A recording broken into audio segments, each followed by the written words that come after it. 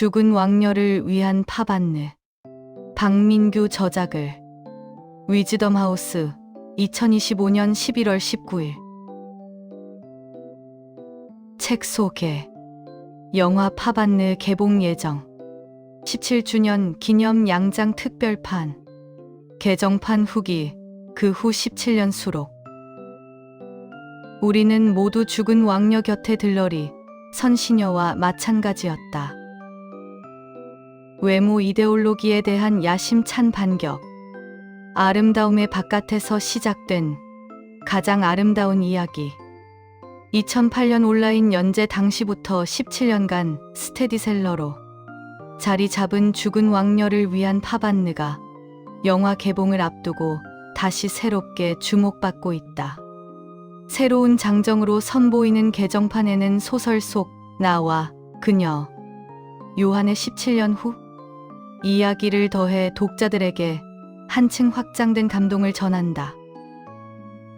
1980년대 서울 변두리를 배경으로 못생긴 여자와 상처 입은 두 청년의 우정과 사랑을 그린 이 소설은 외모, 이데올로기와 자본주의 시스템이라는 거대한 힘 앞에서 흔들릴 수밖에 없었던 청춘들의 내면을 섬세하게 파고든다. 백화점 아르바이트 현장에서 시작된 이들의 관계는 단순한 연애 서사를 넘어 부와 아름다움이라는 허울 좋은 기준에 편입하지 못한 절대 다수의 자화상, 그리고 그 바깥에서 존재를 지키려 했던 한 세대의 감정사를 대변한다.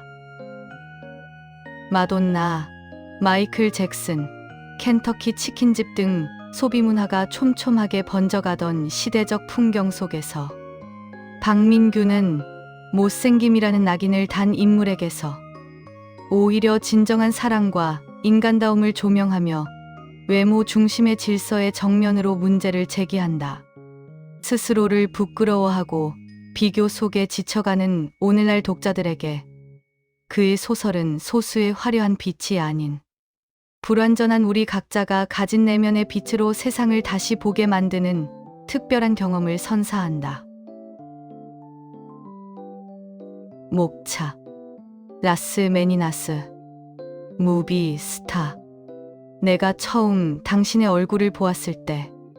켄터키 치킨. Lucy in the sky with diamonds. 겨울. 나무에 걸린 오렌지 해. 딸기밭이여 영원하리. 달의 편지. 바람만이 아는 대답. 어떤 해후. 해피엔딩. Writer's cut.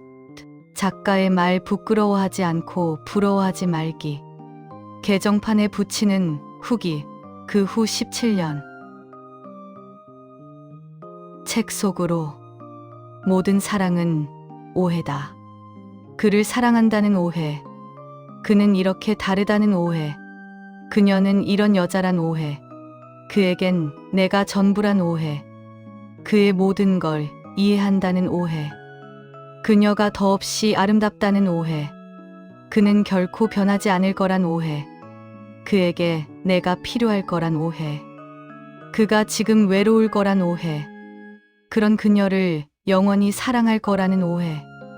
그런 사실을 모른 채 사랑을 이룬 이들은 어쨌든 서로를 좋은 쪽으로 이해한 사람들이라고 20살의 나는 생각했었다. 결국 내게 주어진 행운이 있다면 바로 그것이었다.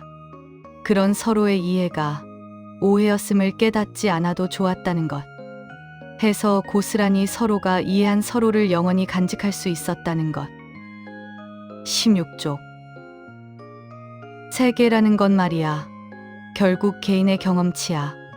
평생을 지하에서 근무한 인간에겐 지하가 곧 세계의 전부가 되는 거지. 그러니까 산다는 게 이런 거라는 둥. 다들 이렇게 살잖아. 그 따위 소리 해선 안 되는 거라고. 너의 세계는 고작 너라는 인간의 경험일 뿐이야.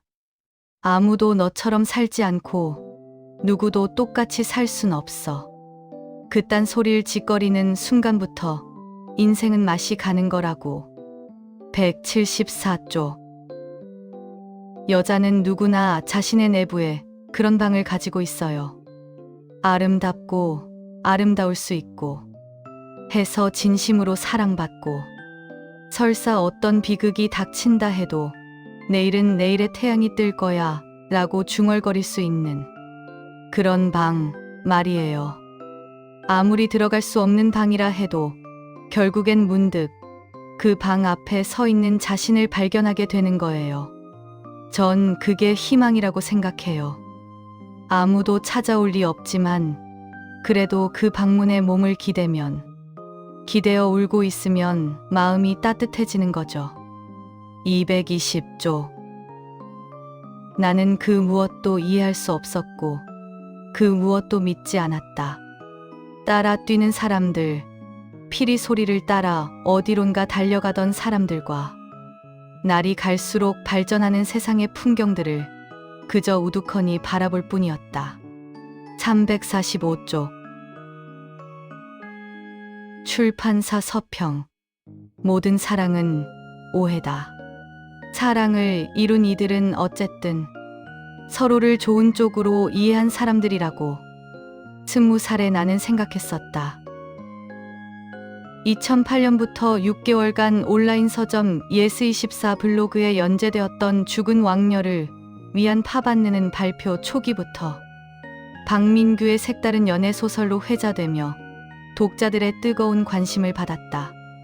못생긴 여자와 그런 그녀를 사랑했던 한 남자의 이야기를 20대 성장 소설의 형식으로 그려낸 이 작품은 작가 스스로 80년대 빈티지 신파라 일컬을 만큼 내용이나 스타일에서 큰 변화를 선보였다.